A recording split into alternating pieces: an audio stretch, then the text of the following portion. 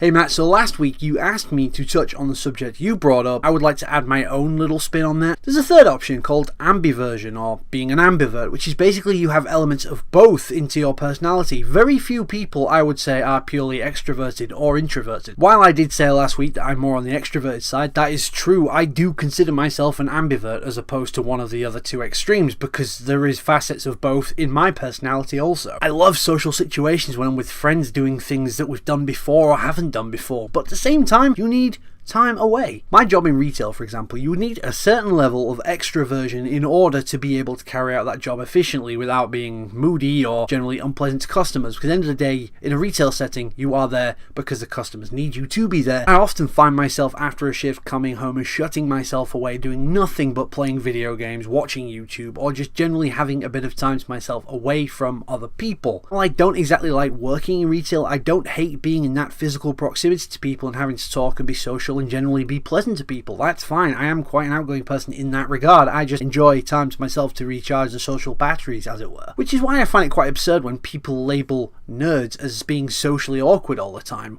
Whether it's someone who considers himself a nerd or have been called nerds by other people, they're not always these socially awkward people. That's just a stereotype. And being a nerd, what really is that? It's a label, obviously, but there is a lot that goes into that beyond, again, just a geeky looking stereotype you might think of, which I hope to cover in a video later on, because, you know, being a former nerd fighter, it's something that I have been labelled with before. And I don't consider myself as much as a nerd as some other people I know, but at the same time, I don't mind being called a nerd because it's not exactly a negative thing. So rolling back around to the original question you asked me, based on what I said about introversion and extroversion and the being ambivert in the middle, I think there is some kind of balancing act to be had between being a guest in a situation and being a host of a situation, because even when you are the host of a situation, as it were, you have other people coming to you, you may have organised the thing, the event or the situation you are in is also shaped by the people there, so they in turn become hosts in a sense because they are influencing what goes on. You then become a guest to what they're hosting in response to what you're hosting. Now, in terms of story, to illustrate my point here, I hosted an NFI gathering along with Pat, so I went to VidCon as a guest, became a host for an event, and then became a guest at my own event because other people were shaping that event and adding to it and making it such a brilliant time. And I'm sure you remember that one, Matt. I hope this has been vaguely interesting, and I will see you on Monday, so keep trying to matter and I will have a nice day. Do you know, my name has kind of lost all meaning at this point because I say it so often and you say it so often and I use it in puns so often that I might have to change my name just so I can